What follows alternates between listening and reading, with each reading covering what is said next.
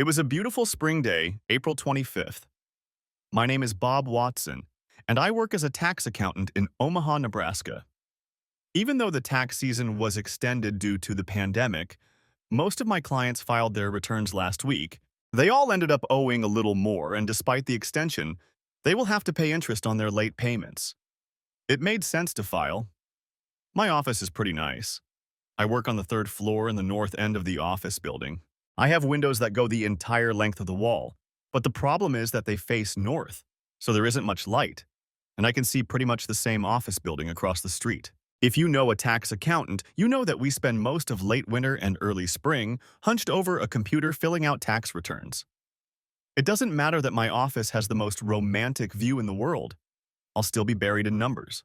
During my lunch break, I went outside to get some fresh air, and the day was so beautiful that I decided to take the rest of the day off. My wife Marie and I live in a beautiful house overlooking the Platte River, a few miles from where it flows into the Missouri. The day was too beautiful, and I just couldn't help but watch the water flow. I headed home. When I pulled up to the house, there was a BMW in the driveway. From the license plate, Big Rich, I knew whose BMW it was. Richard Newberg III, or Big Rich, after the inmate who photographed his license plate was visiting my wife. I drove past the house, turned the corner, parked, and went home. You see, Dickie, as many called him, was the wayward son of Dick Jr. I assumed he got his driver's license because his wallet made him big and rich. He claimed he had another reason for being called big. One thing was certain, his ego was enormous. If you could buy him for what he was worth and sell him for what he thought he was worth, you wouldn't have to work 5 lifetimes. Dickie was well known, partly thanks to his father, Richard Newberg Jr., one of the richest men in Omaha and, I believe, one of the richest men in the world. He made his new money mainly in commercial real estate. Junior, as he was called, tried his best with his playboy son, but to no avail. The old man was brilliant, determined, and successful in everything he did. Dickie, on the other hand, was just a con artist. Our house has a large porch that wraps around 2 sides of the house. You can sit there and look at the river, no matter where the sun is shining or the wind is blowing. I made my way to the porch and walked to the front of the house. As I approached the living room, I heard Marie and Dickie talking. All the windows were open, and I was only a meter or 2 away from them, outside on the porch, while they sat inside, side by the window. I took out my phone and turned on the recording app. In my job, people often list the smallest details they know from personal experience, but I have to check them to make sure all the details are correct. That's why I know my recording app well and use it often. Marie, it's never going to be easy. When he comes home, tell him he's too boring and you're leaving him. Dickie, can't you stay here with me? I really love him, and I don't want to see him sad. It's better to tell him that we love each other and there's still room for him in my heart. Marie, you know I love you, but think about it. You have no place for him except in the trash heap. You've moved on. As for me, Dad said that if I sleep with another married woman, he'll remove that big growth you like so much. She laughed like an excited schoolgirl. Dickie, your dad would never hurt you. Don't kid yourself. The old man is ruthless. He won't castrate me, but he can cut off my income, or worse, make me work like I used to. Several hours here and there. Besides, you have to look like a beggar to take everything he has away from him. Oh, Dickie, of course not. I feel bad enough leaving him. You have plenty of money. We can leave him his money, if not his pride. No, we can't. I want everything. If you want me, you have to prove it. If you treat him harshly, he'll hate you. And then I won't have to worry about you weakening when one of your brats starts crying and runs to Daddy. We have 2 children.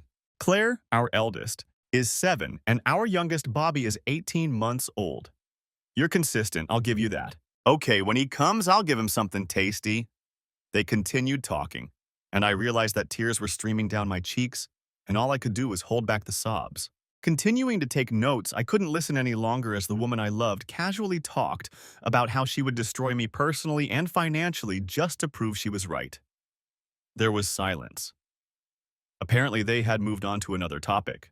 I decided it was time to leave and call Ben and Nancy. I quietly slipped out of the house. No one knew I'd been there. Ben and Nancy, one of my longtime clients, was my friend Edwin, Ed Dover. Ed and his wife had a family law firm, and business was going pretty well for them.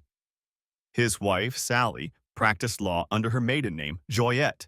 They jokingly called themselves Ben and Nancy. The first time I asked her why, she replied without a hint of a smile that it was a good name for a family law firm, Ben Dover and N. Joyette. Ed and I work with several of his clients whose personal circumstances often require both legal and financial planning. At this time of year, it's not uncommon for one of them to forget an important detail of their plan and need immediate assistance. I called Ed and briefly explained that I was overwhelmed and needed their help. "Bob, here's what we'll do. I'm busy, but Sally can get away. Drive over to our house and she'll meet you there. I'll call Mary. If she picks up, I'll tell her that a major client has a serious problem and you're in deep. You can call her tomorrow and tell her when you get home." I was grateful to have such good friends who weren't petty and invited me to their home. When I got there, Sally greeted me with a hug.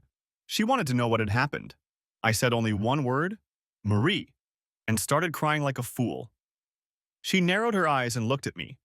"Illness?" She fell silent and I fell silent. "Betrayal," I said it through my tears. "What a bitch. Ed will be here in less than an hour. Let's try drinking 2 large martinis before he gets here. No work until then. I hate mixing martinis and betrayal." So that's what we did. She's a great conversationalist. She didn't pull me out of my depression, but thanks to her charm, her white skin, and half a liter of gin, I wasn't crying when Ed walked in. "Hey, you two, how's it going?" The bitch cheated on him. Whore. Well, let's see what we can do to ruin her life even more than she ruined his. That cheered me up. I took out my phone and played the recording. When it ended, I said, "I have 2 ideas. First, we use this in court, and then we take it to his father. We're going to fry that bastard." Ed and Sally looked at each other and spoke in some invisible language. She nodded and turned to me. "Bob, you're new to this. Things aren't done the way you think they are. At least, not in this case. If you want to win, things aren't done so straightforwardly. Ed, tell him to take the tape to Dad. You seem to know a little about Wild Jr. He's your firm's official landlord, isn't he?" "Yes, but I don't write the rent checks, and he doesn't get them. Other people take care of that." Junior, as he likes to call himself, inherited a lot of money, but he got into the high life very early. Almost everything he does has nothing to do with getting rich. He's a ruthless bastard. He has a complicated relationship with his son, but Dickie is his weak spot, his blind spot. He spends fortunes getting that scoundrel out of one mess after another. For a while, he tried to make Dickie work, but Dickie seems to be even more talented than his father. His father's talent is making money. Dickie, on the other hand, is even more skilled, if you can call it that, at losing it. The younger man couldn't hire him, so he basically supported his spoiled lifestyle. It cost him dearly, but not as dearly as his idiot son's less-than-brilliant business ideas. Oh, for God's sake, Ed. He doesn't want to know the family history. He wants to know if he can give the tape to Junior. Of course not. Junior will kick Dickie's ass and destroy you for pointing out that his son is a jerk. You heard him yourself. Dickie wants all your money to go to Marie. She and Dickie will blow it in a few weeks or months.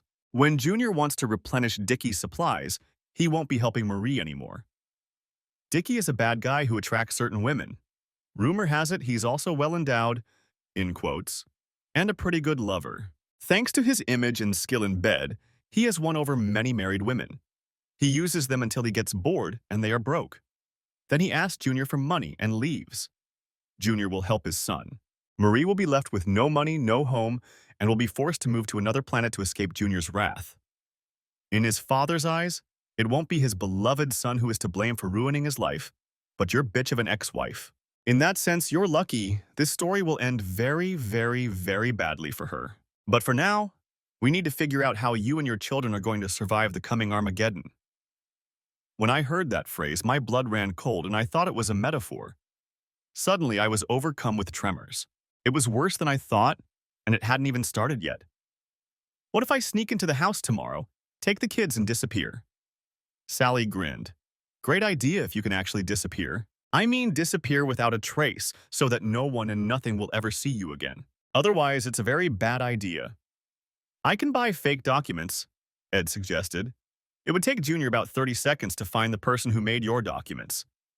Nothing gets past him. Don't kid yourself. The only way to avoid his wrath is to stay out of his way. There's a way out, but sometimes it's very difficult. Our job is to minimize the initial pain and help you get out of this situation unscathed. Sally noticed the pain on my face and offered a truce. That's enough for today. Give me your cell phone. Buy a new one tomorrow. The same model if you can. We'll keep this phone so we have the original copy of your message and Junior can't steal it from you. Your only task is to go home tomorrow and act surprised when you hear, "We need to talk." We had a late dinner, I was put to bed, and we went to sleep pretty early. I didn't sleep very well. My Pearl Harbor would no longer be a surprise attack. Act 1, Scene 1. All day, I was like a cat with a long tail in a room full of rockers. At work, everything made me jump. Several people asked if everything was okay. It was hard to say that everything was fine and not admit that my world was about to explode. I got home, pulled the car into the garage, took a deep breath, exhaled, and entered the house as usual, announcing, "Honey, I'm home." A voice came from the dining room. "I'm here." I sighed quietly. This was my last chance to admit that I knew what was going on and entered the dining room. "Is something unusual happening?" "Sit down. We need to talk." Damn. Sitting there like a stray dog. They didn't even say hello to me. Didn't call me by name? Although I was prepared, my emotions began to rise. I decided to sit without comment. "Bob, as you well know, things haven't been right between us for a long time. I've decided to file for divorce." The coldness of her words matched the calm expression on her face. She had prepared well. I took out my new phone, pressed the record button, and placed it on the table next to me. "I don't really understand. I don't know what's wrong between us. Why are you filing for divorce?" "What's that? My phone? Not your phone, you idiot. What are you doing?" "Idiot? You rarely swear and have never called me names in your life? See, this is what we've come to. You lie and make me look bad. There are no recordings of our arguments, of how you humiliate me while I smile and put up with it. Now you're recording me to make me look like the villain. Turn it off or this conversation is over." "I won't turn it off." "Then leave." "I'm not leaving. This is my house too. Why can't we talk?" "You asked me to sit down and talk. Why don't you want to?" "Turn off the recorder and listen to what I have to say or get out. You have two choices." "That's polite, but I have to say I'm choosing the other option. To sit here and wait for you to tell me what's going on with the recorder on. Whatever you want." She stood up and left. I remained seated, completely stunned. What kind of woman was this? She didn't show a shred of emotion, absolutely no warmth, just a cold stare and an ultimatum. Even more frightening to me was that she was willing to make recordings and refused when I took them. I sank into thought. A tear appeared on my cheek and I wiped it away. She was returning to her chair. "Isn't that cute?" she said, sitting down again. "What exactly is cute, if I may ask?" "The tears. After everything you've done and are doing, you still dare to pretend you're crying." "Marie, talk to me, dear. I don't understand what's going on. I come home, and you surprise me with talk of divorce and wonder why I have a tear running down my cheek. What happened? Why can't we talk about this? The children and I aren't safe when you behave like this. Now, you're even recording our conversations to make yourself look normal and me look difficult. I won't stand for it." I just sat there and stared at her with my mouth open. How could she rehearse like that? Now she was using my recording to her advantage, and I wanted to turn it off. I knew Ben and Nancy would be stricter with me than Marie if I did. I left the recording on. We looked at each other. I heard police sirens. A moment later, the front door opened and two police officers entered the dining room with stun guns in their hands. "Sir, calm down. I'm sitting at the dining room table. What can I do to look calmer?" "Don't resist, sir. Stand up and put your hands behind your back." I quickly decided that resistance would be futile. I stood up and turned my back to them, holding my arms out. I was in shock. They handcuffed me. I asked, "Can I ask what this is about?" "We received a 911 call reporting that your wife fears for her safety. We are responding to that call. We will take you outside so you can calm down, and we will talk to each of you separately." They led me to the door. Both officers surrounded me, leaving Marie alone at the table in the dining room. "Wait," I said, "I need a phone." "Where is your phone, sir?" the female officer asked. "On the dining room table." She turned and went back into the dining room. The other officer led me out onto the porch. A few seconds later, she came out and said to her partner, "There's no phone. The wife says she has no idea what he's talking about." She turned and went back into the house. "Now we want to ask you a few questions. First, let me ask you, Are you calm enough for me to remove your handcuffs? Officer, at the risk of appearing uncooperative, I left my cell phone on the dining room table. Today, my wife surprised me by saying that we don't get along and she wants a divorce.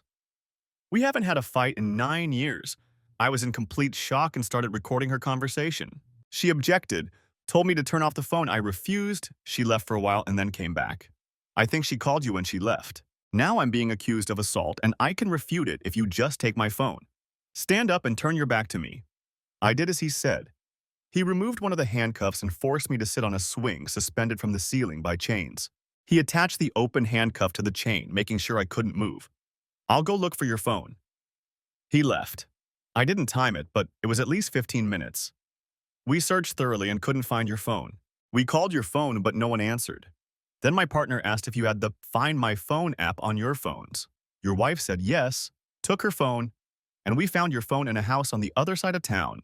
Your wife said you were working there last night. I thought she must have had a full cup of coffee. Maybe she put the phone in it? Sometimes people don't think about the most obvious places. Damn. The search engine found my old phone, which meant that if I wanted to talk about her taking my phone, I would have to admit that I knew she wanted a divorce. I thought that would be bad, so I decided to give up on the phone. Sir, are you willing to admit that the phone was not there? No, officer, I'm not ready. I can't explain what happened. I had my phone, and I recorded our conversation. Marie didn't go anywhere. The phone must be there. Can you explain why your phone was ringing on the other side of town? I can't explain it right now. Then we will assume that there was no phone here and that your statement is not true. My statement is not false. I am not going to change it. Okay. How do you respond to the allegations that you became increasingly violent towards your wife? I categorically deny them. You were out all last night. Did you beat your wife? Absolutely not. I was with 2 lawyers working on some business. Can you tell us about the nature of that business? I'm afraid I'm not at liberty to discuss that. We'll be in touch with those lawyers. I have no objection. Everything I have told you and will tell you is the absolute truth. I have nothing to hide. You said your cell phone was here, but it's not. You said you're in business, but you can't say what kind of business. So far, I'm not impressed with your honesty. His partner appeared in the doorway. He checked to see if my handcuffs had been removed and entered the room. He didn't stay long. Well, we're taking you to the station to process you. Can I ask what I'm being charged with? Disturbing the peace and assault. He read me my rights, my damn rights. They took me to some building, fingerprinted me, photographed me, and threw me in a cell. They let me call Ben and Nancy. They didn't answer, so I left a message and was told that was all I was entitled to. I sat in what looked like a cell for a day and a half. I was offered food 3 times and took it once. I hardly slept and was glad to hear my name called. I walked to the door and was escorted to a smiling Sally. Were you hurt? No, I'm fine. Come with me. She was all business. We walked quickly and reached the office. She rushed inside, and the police officer looked at her and was clearly unhappy. Aren't you going to knock? Don't you dare bother me because I'm a woman. I'm here to file 2 criminal complaints and to notify you that my client is suing the city for $3 million. I demand that both officers who arrested me be suspended without pay. They are cruel, reckless, ignorant, and generally a danger to a well-behaved society. Miss Joyette, if you'll allow me, there's nothing you can do. She turned to me and kindly asked me to sit down. She took out some forms and filled them out. She asked me to sign them a couple of times. I signed. When we left, I started asking what was going on. She raised her hand, and I knew I needed to shut up and follow her. Many people say that the phrase, "we need to talk," helped them get through the hardest days. These people didn't care about me. Something had changed. I had gone from a reluctant participant to a fierce enemy. Back to my lawyer friends, I returned to my friend's house. In all my life, I don't know anyone who was in a worse position than I was when I first met her. She said we needed to talk, and then, apart from making baseless accusations, she refused to talk. If my life was going to turn out like this, I wasn't sure I could take it. Bob, you may not like this, but we have a chance. Well, I said to Sally, excitedly but honestly, if it was a win, I'm not going to lose. Ed continued, you shouldn't have been arrested. I think one or both of the cops who arrested you know Dickie or know Junior and were trying to curry favor with them. Instead, they made a huge mistake. It all smelled fishy to the sergeant, and he called me about the missing cell phone. He got a warrant and found it. The phone was in a trash can, soaked in coffee. Marie claims you did it. We're lucky she didn't take it out of the house, Sally continued. It took them a while to get the warrant, and the search wasn't conducted until this morning. We don't know for sure, but Junior doesn't seem to be involved. If he had been, they wouldn't have had time to get the warrant. The phone would have been reduced to dust, lost in a huge pile of trash. Ed picked up the phone. This is just the beginning. I hate to say it, but now Junior is going to be implicated. We had to do a few things to prove that the arrest was illegal. The worst of it is that we lost your first recording to Judge Marina. I thought you said it was stupid to show the judge that recording. Well, I don't remember exactly, but we told you something along the lines of nothing is ever simple. Why is my suggestion to share the audio file with the judge a mistake, but yours is a good deed? We have to understand Mary. I thought you two were a great couple. She's not only vindictive, but she's damn good at it. Dickie has a reputation as a charming ladies' man, but she's become your worst enemy. Do you even understand why? Tax season is always tough for us. I have a job and clients who need help all year round. But from late January to mid-April, I work almost half of my paid hours. I work and sleep and that's it. I know I need to eat, so I eat while I work. Bob, you're not looking at it right, Sally said, leaning close to me. So you have a bad quarter every year, which is a reason to be miserable. Maybe have an affair. And this woman acts like she hates you. Why?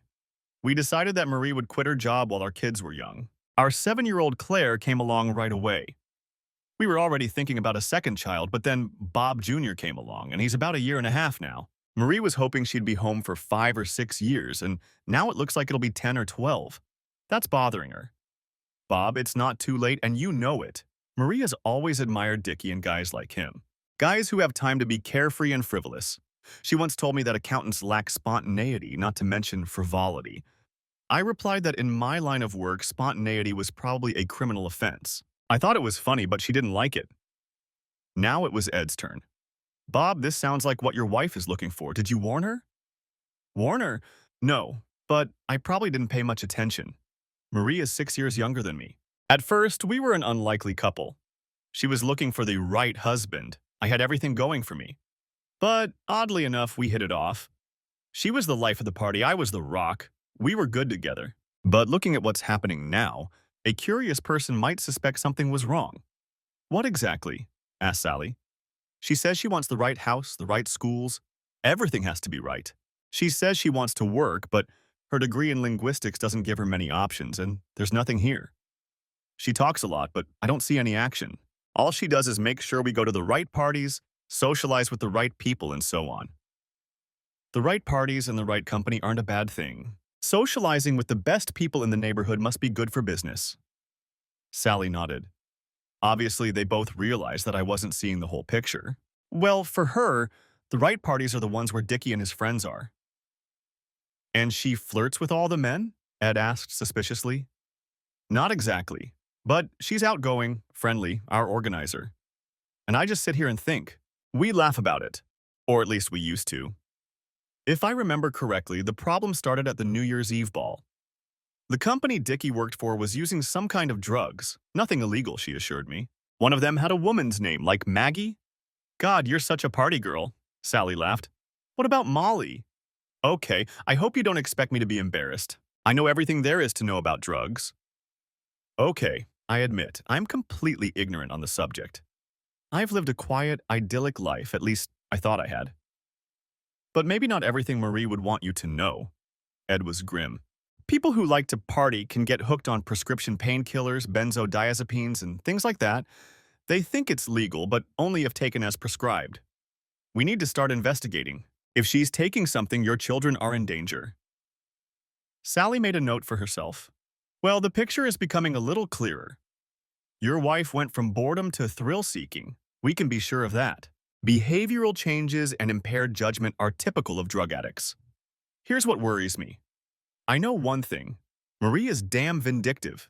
If Dickie convinced her that I'm the enemy, then regardless of whether her thinking is impaired or not, she'll come after me with a vengeance. I think that's what I saw when we met. Sally looked at Ed. Dickie did this. I know he did.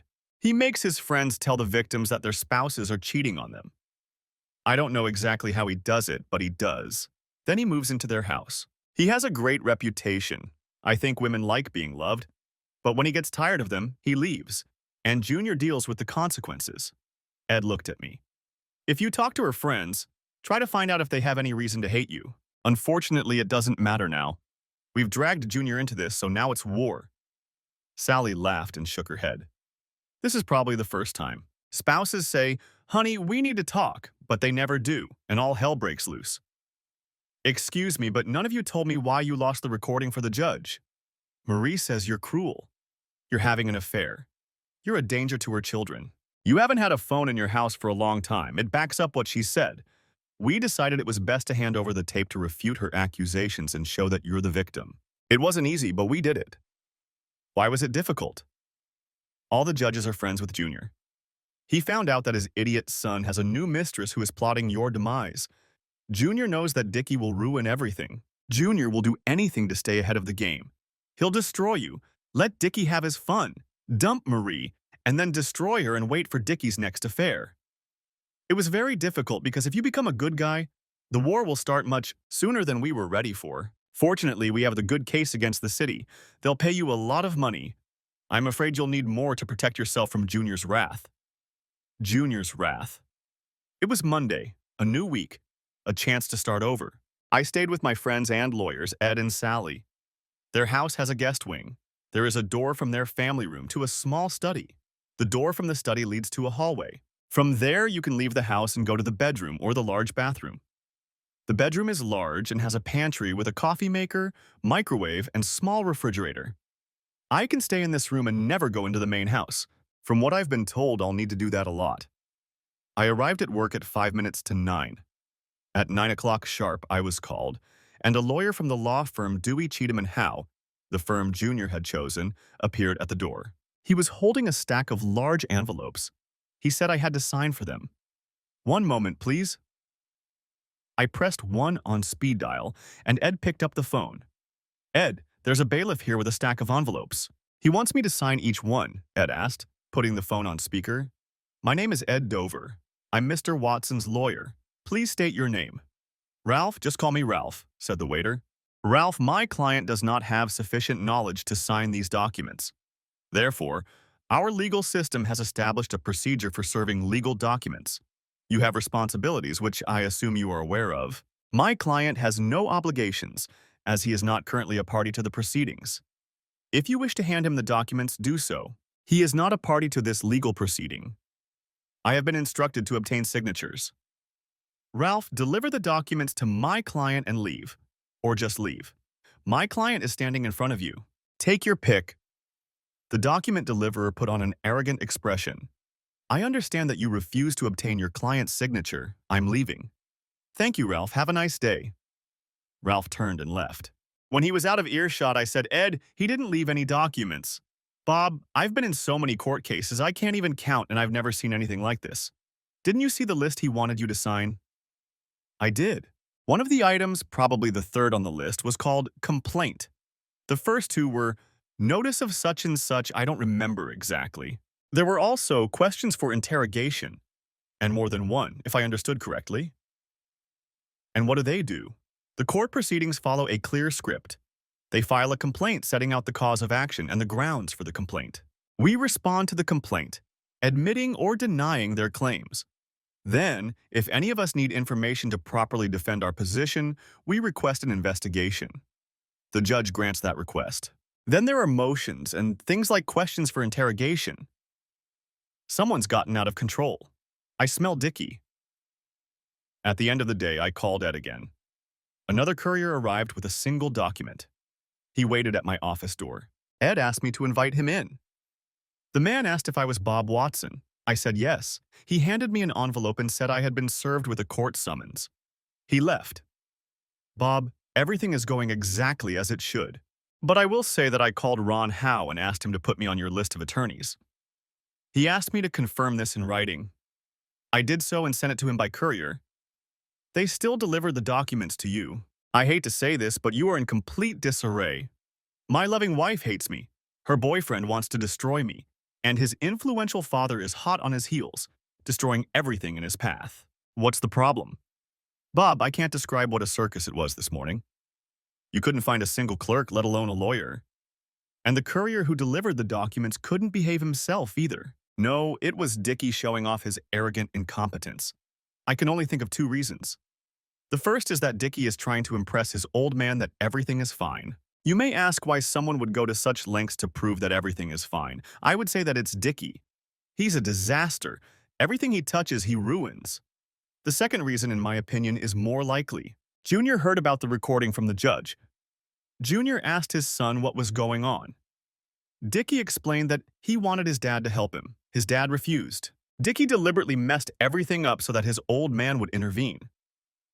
I felt sick that my wife had become a stranger to me, so I turned to friends who know about these things. They told me that this was a typical situation and explained that what happens next is not always predictable. I was confused and asked, "Why did Dickie need Junior's help?"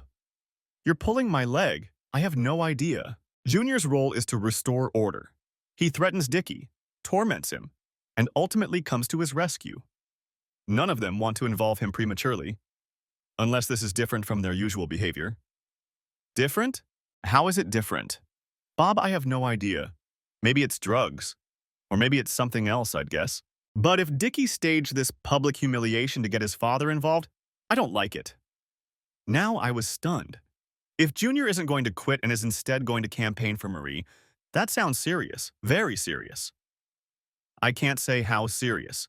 Bob, but Dickie's involved, and that's a plus. He could be your biggest ally when all is said and done. You've read the stories about how the husband and former Marine were wronged. Soon after, there is retribution on a biblical scale. The husband emerges unscathed, and all the villains are left behind, barely existing. I'm not a former Marine. I'm an accountant. I could have refused to do their taxes, but I didn't. Things got worse. "We need to talk," I repeat. I got a message from Marie. "We need to talk." Something told me I should ignore it. Whatever she was trying to warn me about wasn't loud enough, so I replied, "Sure, where and when?" Her reply made me angry. "Things are out of control. My lawyer says I can't talk to you without her being there." "Then we can't talk. Thanks for bringing it up." She kept texting. I forwarded everything to Sally. Maybe I'm slow on the uptake. I still believe my wife. I know she can't be trusted, but I haven't let her go. I haven't given up. I would say I still love her, if not for the conversation I overheard. But she was clearly hostile toward me. Why? Many people have been in my situation, and they're not senior tax specialists at a large accounting firm. They don't have resources. They don't have best friends who are lawyers. Thinking about them, I realize I have to leave their house. Regardless of whether I had a separate entrance or not, they wouldn't take me in. I looked for a nice apartment that my firm could rent to good clients when I moved out. After all, I could write off my living expenses there as a business expense. I quickly found one. I also discovered that I had no assets. They were all frozen. More work for Ed and Sally, whose bend over and enjoy it jokes were getting less funny by the day. I was devastated. The CEO of our firm, who I'm friends with but not very close, came up to me. He said he heard I was getting divorced and looking for an apartment. He said it could be a win-win for the company, and if I found anything to let him know. He was confident he could talk the board into buying an apartment and renting it to me for a set period of time. I was shocked that my divorce and apartment search were so widely known, but beggars can't be choosers, right? Before I knew it, we had an apartment that cost me almost nothing. Life was looking up. Ed called me. We were going to meet with Marie and her lawyer. In those days, the good life came in short bursts. My secrets were out. Ed and Sally decided to attend the first meeting. There were still fewer of us. Marie sat in the center of a small army of people who didn't introduce themselves, at least not to me. On the other side of the table, there was an absolutely feudal atmosphere. The queen, her lords and ladies, lackeys, and other servants. Marie looked at me. "I apologize for all the formalities. I really wanted to talk to you." She was interrupted by a sullen woman who, with her sociable manner, could easily have worked in a funeral home. "Marie, let me tell him everything." She began to talk about her costume and why she was wearing it. She looked terrible, but she was even worse in person. I sank lower and lower in my chair. I tried to imagine how she would behave next and mentioned that she was counting on me to pay all the legal fees. The people in that room probably made at least to $100 an hour combined. That's $30 a minute. I sat up straight, hoping she would get to the point. If you've never been to court, I recommend you try to go sometime. Lawyers speak in a language that is not conducive to understanding for those who are in an unenviable position and forced to pay for this drama. I got excited when she said something about flagrante delicto, referring to me. The word was strange, but I guessed it had something to do with the fact that my pants were unzipped. We have photographs. I'm prepared to show you some of them today. The first photograph was of an attractive young woman sitting alone at a table for two. I recognized her. It was Rebecca Carter, a client I had dined with, but not at this restaurant and not in the company of another woman. I never dined alone with a client. The next photo was of the two of us, obviously at the same table, and she was looking at me. I wondered how she had been photographed. The second photo was real, I was sure of it. The table wasn't visible, but our positions matched the two seats in the previous photo. Together, they gave the impression that we were alone at an intimate dinner. There were other photos. The two of us were leaving a restaurant holding hands. Then in the elevator, we were hugging and kissing passionately. My face wasn't always visible, but my sports jacket was tweed, not at all casual, and where my face wasn't visible, it was obvious from my clothes. It should be noted that Miss Carter was a new client who wanted me to be her consultant and could only meet for dinner. She was a plant. Everything was done very well. There was a photograph of our crying baby. I was reaching out to him to calm him down, and of course it was claimed that he was crying because I was hitting him. One photograph proved nothing, but in a pile it was more than telling. Then we moved on to our finances. Being an accountant, I was very good at documenting everything. We had a fairly large account in my name only. It contained money for our retirement, for our children's college education, and so on. I wrote a detailed description of how the account would be used and suggested that we open it in both our names. Marie and I read the description, and I left her a copy. She claimed she hadn't seen it. We took a break. One of the employees offered Ed a conference room so we could talk alone. Ed said enthusiastically, "You're too kind. You've thought of everything. We're very grateful. Can I see it?" As he and the servant were leaving, Sally said, "Ed probably suspects that the room is being bugged. When we're sitting there, he'll ask you questions. They won't be addressed to us but to them. When you answer, pretend you don't know what to say. Don't lie. They know that what they showed you isn't what it seems. And if you say too much, they'll realize you're lying." We entered the room, and Ed began a tirade about me seeing some woman. Stammering and stumbling, I told him that it wasn't what it seemed. He said he didn't want to hear it. How could I expect them to defend me? In the middle of his rant, he looked at his watch, controlled his emotions, and said, we needed to get back to the others. On the way back, I said to Sally, I tried to be careful, but Ed blew it. What did he blow? She asked, more than curious. He was all worked up. Then he looked at his watch, calmed down, and we went back. My God, Bob, you're new at this. His emotions are a show. They know that. Well, the world's a stage, if you remember Shakespeare. He played his part, you played yours. But he just turned off. I still didn't understand.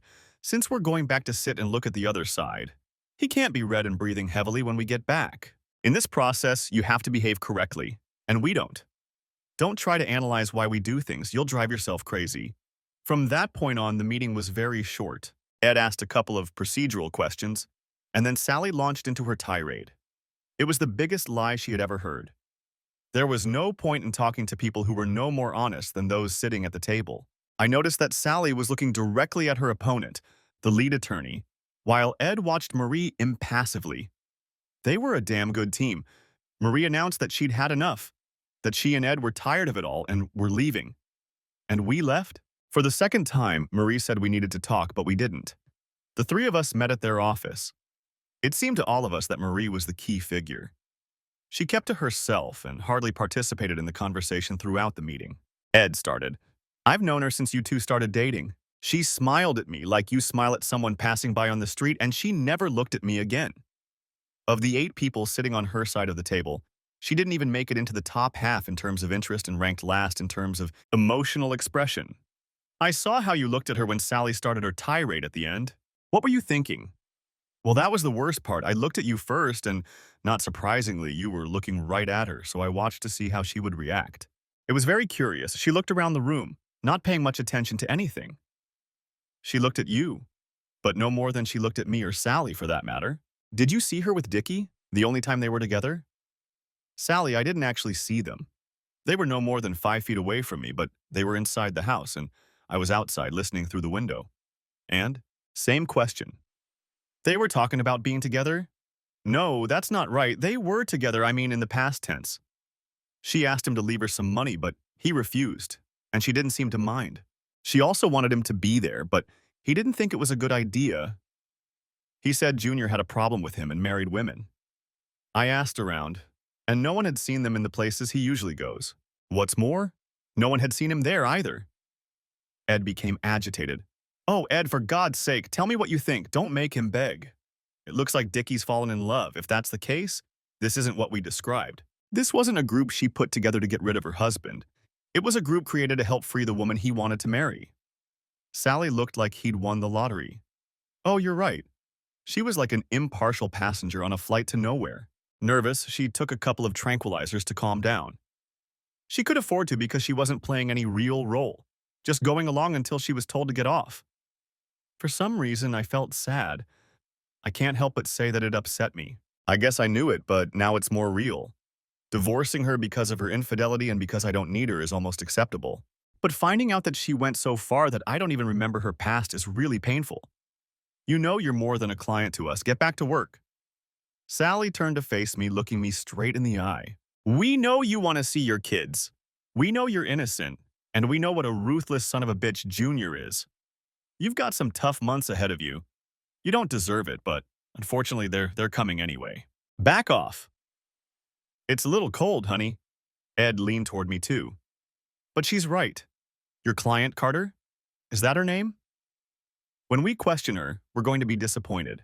She'll say something that's not entirely true, but clever enough that we won't be able to catch her in a lie. She'll call you almost. She'll humiliate you without saying anything specific. Sue interjected, Ed, you know we need to worry about Marie. She turned to me. Bob, is Marie going to lie about you? Is she going to say she's afraid for her safety and the safety of her children around you? I can only hope not. But as I said, she can be very vindictive. If Dickie has convinced her that I'm cheating on her, it doesn't matter if my client is telling the absolute truth. Think about it. They told her they saw me, but they have no proof. They took a few bad photos to illustrate their point. They don't need to convince the court, they need to convince her. If they succeed, she'll be able to convince her to burn me because I deserve it. Ed stepped back and slumped in his chair. I accused her of being cold. That's bad. If Dickie is in love and intends to marry her, Junior will have to get you out of the way. If she has second thoughts and wants to come back, he'll make sure she has nowhere to return to. That's bad. I take it you think this is bad news. I tried to laugh, but the laughter stuck in my throat. What's left for me to expect? It was Sally's turn. Nothing but physical abuse. It will affect your life, your income, your ability to enjoy this neighborhood. If you're afraid of that, and he can sense it, he'll do it. Will you protect me? Ed looked determined. We'll do everything we can. Hold on to that thought, no matter what happens. Dickie will ruin everything. He won't be able to help himself. I don't know how or when, but trust me, he will. And he will have to? Then when I'm living in some homeless shelter in Topeka, I'll be glad, because it's only a matter of time. A bad summer. I live in a nice apartment, but I don't have access to my home or my children. I had supervised visits every other Saturday. I can't say which of these lovely young people I found it harder to lose touch with. Claire was very bright and charming. She'll be a young woman soon, and I missed it. Bobby could barely walk or talk when I left home. I missed his transformation from a helpless baby to a toddler. It broke my heart. I went to court 3 times to try to get joint custody. I thought Ed was doing well, but he was hampered by moral and ethical principles. Marie's lawyers had no such obstacles. They argued that a quick divorce was in the best interests of justice. Their argument was that, unfortunately, in this case, I wanted to drag out the proceedings, but the children should not suffer because of my tactical maneuvers. Ed stood up and explained to the judge that I was not interested in dragging out the divorce proceedings, but was simply trying to reach an acceptable custody agreement for the children. Marie was questioning my suitability as a father, and it was her fault that the process was being delayed. Ed pointed out that their arguments were completely circular. Marie claimed, without evidence, that I was unfit to be a father. I disputed that claim. The plaintiff, and she was the plaintiff, used her own claim as evidence and obtained an expert opinion based on the unsubstantiated claim that I was unfit. Now they are using that expert opinion as the basis for their lawsuit. It amazes me how lawyers, when caught in an obvious lie, smile and come up with other plausible explanations as to why the lie may not be a lie. They don't go so far as to say it's true. They just say it may not be a lie. In this case, they claim that Ed or his client could not have known the expert's thoughts. If we believe that the only basis for the claim of my incompetence was Marie's complaint, that does not mean it is true. Ed said he would be happy to cross-examine the expert to prove that our arguments were correct and theirs were not. Her lawyers said they would be happy to take the testimony and would see to it that it happened as soon as possible. In their opinion, the earliest possible date was 2 weeks after the deadline. In the end, we gave our testimony and proved that their expert's conclusion was completely unfounded. It was a real sensation. Of course, by that time, they had 2 more experts who, as far as we could tell, took the first expert's conclusion and said that I was unfit to be a father. Ed was furious and said it was the same thing in a different guise. Her lawyers said it was not the same thing at all. The previous expert had based his opinion on the complaint. In this case, it was different. Ed, of course, pointed out that this time the expert's conclusions were based on the previous conclusion, which had been ruled invalid. The judge was starting to lose patience. He said that if the testimony confirmed that Ed's objections were valid, he would rule in favor of the defendant, me. They smiled, assured me that this would not happen, and swore that they would provide both experts as soon as possible. I was sitting in the gallery, in what I would call cheap seats, but there was nothing cheap about this case. It was clear that they were looking for ways to spend money on legal fees. In my opinion, they were damn good at it. Summer was passing. One of the experts unexpectedly went on a 60-day vacation and was unable to testify. Marie's lawyers, realizing they were in trouble, asked for a meeting with the judge. At that meeting, they swore that it had never occurred to them to ask about the European vacation that had been planned more than a year ago. Now they were prepared for everything to be decided at the divorce hearing scheduled for early October. Ed reprimanded the opposing lawyer and reminded the judge that if they could not prove my incompetence, he would award joint custody. The judge agreed. He said that starting September 12th, I would have custody every Wednesday until 8 p.m. and on weekends without supervision. It was mid-September, and we had won our first victory, or at least a partial victory. I was beside myself with joy, a rapid descent into despair. They were relentless. Although I did not have cancer, I would say it was almost the same. You wake up in the morning and everything you took for granted is now in question. Nothing seems right. There is no situation in which you feel safe. I learned about depositions, interrogatories, and affidavits. I signed several documents, but I didn't know what they were or why they were necessary. At least I wasn't entirely sure. I smiled wryly. Right above my signature was written, "The following has not been approved by an affiliated person. I am an accountant. You add numbers and subtract percentages. There's no room for stupidity in accounting." Does that mean there is in the law? I would argue that it doesn't. I had another card to play in this game. The police had arrested me on false charges, and Sally assured me that the city would pay. The payment would be large enough to cover the stack of legal bills I had to pay. One morning, Sally called me at work. It was the second month of the investigation. The city was experiencing financial difficulties. An unnamed benefactor agreed to buy several bonds on one condition. He had to be the sole decision-maker in my wrongful arrest lawsuit. Fortunately, the city attorney handling the case was fairly young, and she took it personally. "Sally, I'm sorry she took it personally. Obviously, that means I won't get compensation, or at least not anytime soon." Well, that's true. That's bad news, but there's good news too. She thought it was close to extortion. She was reprimanded and told that it was a great way for the city to get a large sum of money, do some public works, and that her role was to pass any compensation offer on to Dewey, Chittum, and Howe. She did some digging and found out that Junior was the benefactor, and his motive was to deprive you of money. So we can bring a case against him? No, it's unofficial, but we have an ally who could be useful. You accept useful as payment? Let's not worry about payment for now. Yes, For now, I said this with as much sarcasm as I could muster. You can't imagine how quickly a good life can turn into a nightmare. It was Friday, September 27th. The autumn air had a hint of the approaching winter cold. I was surprised that our CEO and owner had called a meeting of the 5 best employees. I was even more surprised that he had sold the company, and the only significant change was that I no longer had a job. He announced this as the 6 of us sat in his conference room.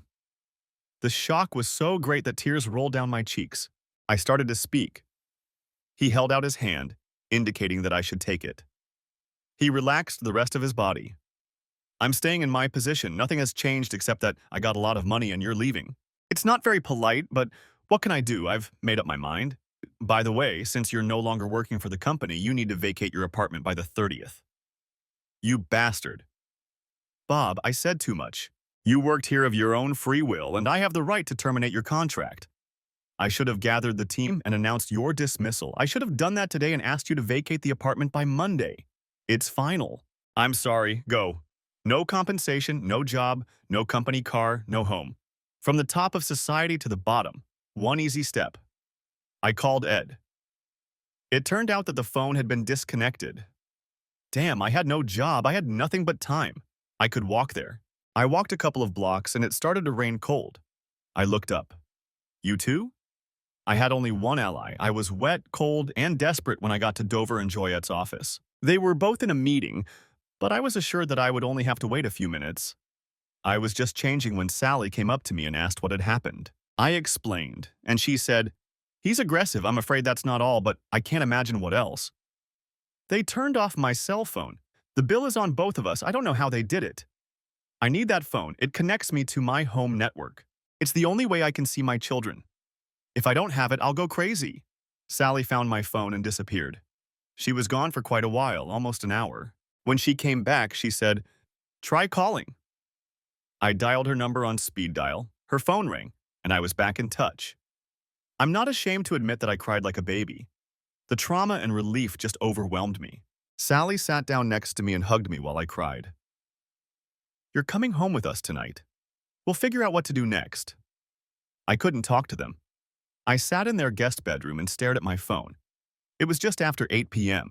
We had set up a camera with an app that allowed us to watch our little boy when Mom and Dad weren't home. He was asleep. Then he must have had a nightmare or something because he woke up and started crying. He cried for a while, then started screaming.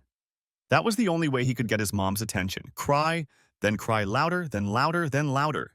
I was shocked to see Dickie come into the room and yell at my boy. I ran into the room and yelled to Ed and Sally, "Look!" By this time, Dickie had started making noise, which made the child cry even louder. And Dickie became even more aggressive. Ed stood up. "Sally, call 911. We need everyone there right now." He looked at me. "Bob, we're coming to your house." Our houses were more than a 30-minute drive apart. Ed asked me to call 911 from the car. I think he knew it wasn't necessary, but he wanted to keep me occupied while he drove at speeds beyond the limits of human knowledge. By the time we got to the house, there was an ambulance, a fire truck, 4 police cars, and a small army of onlookers. Ed told me to sit next to him and keep my mouth shut. That surprised me. He said it in a way that made me understand he would express my outrage and get me out of trouble. He found the officer in charge and demanded an explanation. It took some time, but soon the officer told us everything he knew. They had driven up to the house and had not opened the door right away. They had difficulty opening it. Dickie had lost consciousness. Marie was lying on the bed. Both were arrested. I returned home, lay down on the bed fully clothed, and fell asleep immediately. I was awakened by the doorbell and a knock on the front door. It was 10:05 a.m. It seems that even sleeping until 10 didn't help. I tried to laugh to myself. I opened the door. An elderly gentleman who looked like a shaggy member of the ferret family stared at me. "Mr. Bob Watson?" "Possibly." "Mr. Watson, could you spare me a minute? I have a few ideas that could put an end to your streak of bad luck and get you back on the right track." I continued to stand in the doorway, blocking his way. "Your name?" "My name is John Chitam. I'm a lawyer." "John, my friend, I was born last night, but not last night. This streak of bad luck was designed, engineered, and created by you and your firm. I would think you'd be overcome with guilt, but you said you're a lawyer." "Despite our past, We can help each other now. Bullshit. You're a hired gun. A hired gun, I don't know. I want to say a hitman, but that's too soft. They put a bullet in a man, and his suffering is over. You're more like the Marquis de Sade. By the way, one of his disciples paid a visit to my wife last night. If I may, you can keep it to yourself. I wasn't in the same league as Sally, but I could use her stuff. The thing is, Dickie is in deep trouble. He's going to jail. They found drugs on him. His old man has a plan. If he wants me to look at it, he and I have to meet face to face, just the two of us. Otherwise, he can shove it up his ass. That might not be possible. No problem. I slammed the door in his face. He immediately knocked, trying to resume the conversation. I opened the door.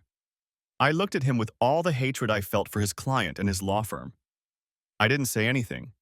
He was about to look me in the eye. I slammed the door again. There was another knock. I opened the door. Thanks to your client, I've slept for just over an hour. I want him in jail. Hell, I want you in jail. You have 10 seconds, then I'm going back to bed. If I go back to bed, this little drama will play out the way it's supposed to. Can I come in? I want to make a quick call and see if we can work something out.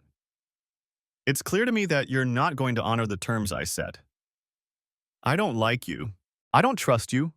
I'll let you in first of all so I can sit down. If I ask you to leave, I want you to agree in advance that you will get up and leave immediately. If you don't, I will call 911 and explain why you are here. Is that clear? Yes, sir, I will leave. Let me make a call.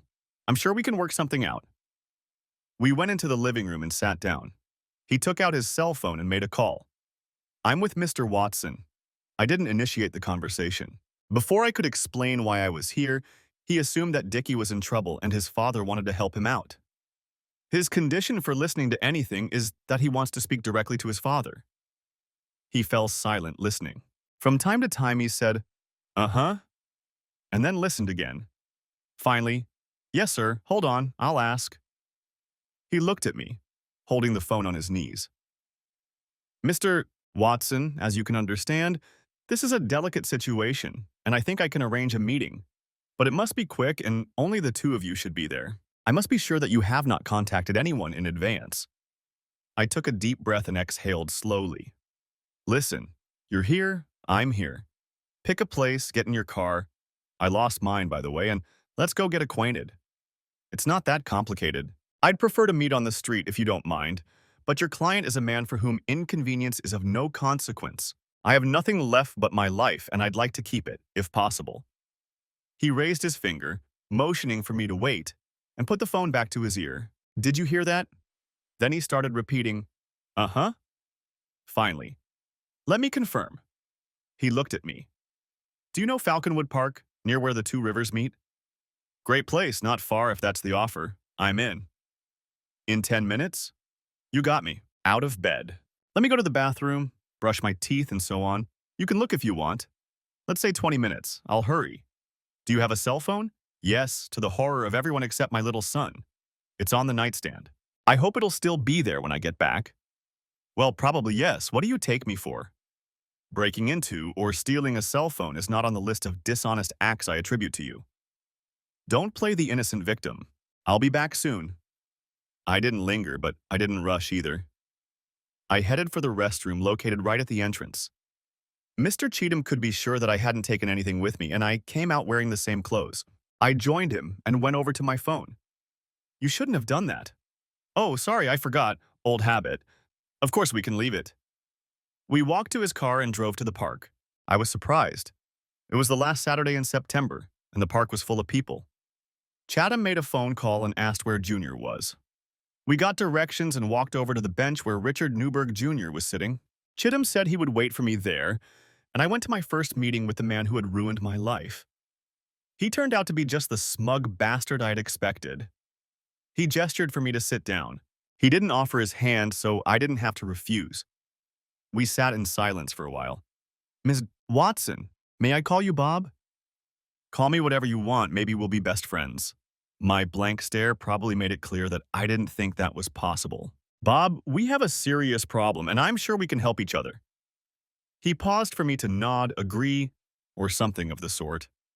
I sat motionless, expecting a pigeon to land on me at any moment. Your ex-wife is not a very good person, I think you know that. Unfortunately, her actions have had terrible consequences for you and my son. I continued to wait for the pigeons. Since these were your wife's actions, I thought we should come to some agreement so that neither you nor my son would be punished too harshly. Junior, I don't care what you prefer to be called, I think. Your criminal son will be in court on Monday morning. If you don't get down to business, we'll be sitting here wondering what the hell you're talking about. I froze again. He had already crossed his legs, and now he crossed his arms. I don't think there's any need to talk about it. I shook my head. Fine, you don't say anything, I don't do anything. In a couple of months, we'll find out that your son died in prison, and we'll probably react differently. He stood up straight. I could take that as a threat to my son's life. Junior, stop. Just stop. If you want something from me, say it. Tell me what I have to do and what I'll get when I do it. I'll weigh whether a dirty pile of silver is worth what your son did to mine. He tried to look innocent, but like a wolf in front of a sheep, he had no idea what innocence looked like. That's the point. My son wouldn't hurt a fly. It's your wife's fault. I was glad I had watched Sally and Ed during various negotiations. No matter what was said, they sat there as if someone were reading a phone book. Apparently, that was the end of his presentation. After a short pause, he said, "Well, what do you think? Is English your native language? I'm curious because I could swear," I said, "that you're going to tell me what you want me to do and what I'll get for it, and I'll decide whether I'll do it." Suddenly, his feet caught his attention. He stared at them and muttered, "Obviously, I don't want to." "Young man, I understand that you don't want to say anything. We're done here. Your son will get a knife from some righteous inmate. Anything else?" He sighed, resigned to saying more. "Okay, I understand why you're successful. You're not an idiot. My disgusting offspring is a walking disaster, but he really doesn't want to hurt anyone. He's not smart enough. You're right, if he goes to a maximum security prison, he'll get what the other inmates think is justice. I have to avoid that. I'm sure you can come up with a plausible story that puts all the blame on your wife. My son will get a lighter sentence. If you do this for me, I can give you your old life back and pay you $1 million for your son's bright future. What do you say?" "You're asking me to give false testimony. It was your idea, your son hurt mine, and you want me to take all the risk." Now he was almost writhing. "I'm in a desperate situation. There's nothing I can do. It will look like I'm trying to help him with the case. But you're above suspicion, so we're only talking about you and me. We'll be hostages to each other forever, and if either of us says anything about the other, our crime will be exposed." I shook my head. "I'll go to hell, there's no doubt about that." I paused, then continued. "I hate my wife. There's no doubt about that, but everything I've ever seen in her tells me she's a devoted mother. I'm afraid that if I make something up, it will be just as bad as your attempts. So what do we do? You call my former employer. Tell him to take me back as a partner. He can keep the controlling interest, but now I'll be a partner. We'll call it an act of goodwill. On Monday morning, we'll meet, and I'll come up with a story, as you suggested. If you want to tweak the lie, I don't mind. For the lie you asked me to tell, you'll give me 2 bank checks. One for $1 million in a trust fund for my son, and the other for $200,000 for my creative services. I think we can do that. In a normal situation, I would be afraid that you would try to get out of it somehow. I came to you to extort money. It is me and my wife who are the villains, and you and your poor child who are the victims. I need something from you during the exchange that guarantees you won't cheat me twice. I don't know what that might be, but I need assurance that you and I understand that our arrangement is obstructing justice, and we are obligated to keep our dishonesty a secret. I'll think of something.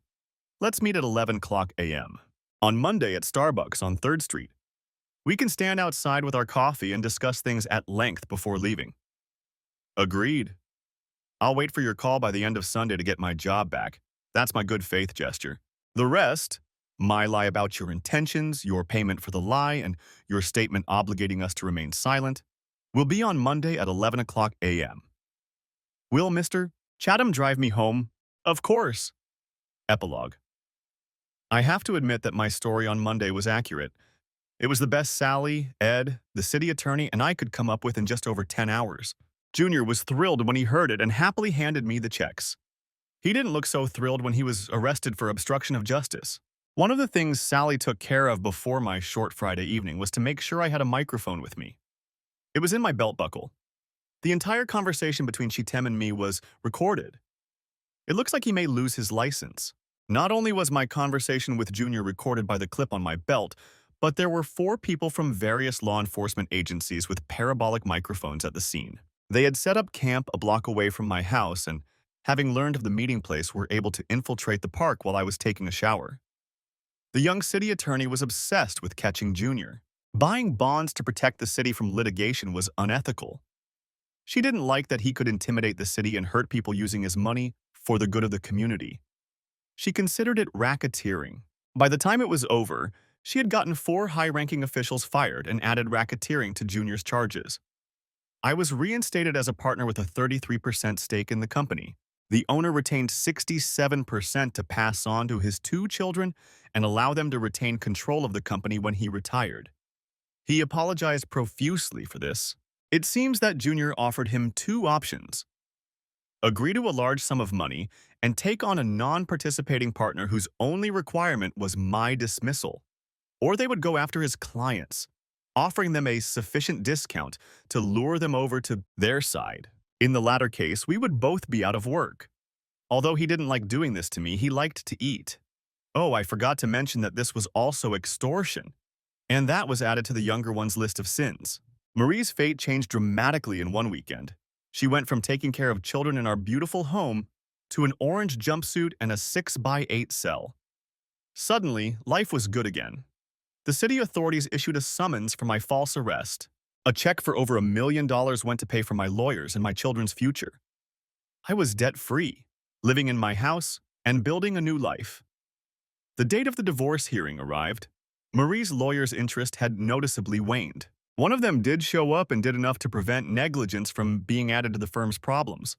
The divorce was finalized. I was granted full custody of my child. Marie was facing serious jail time.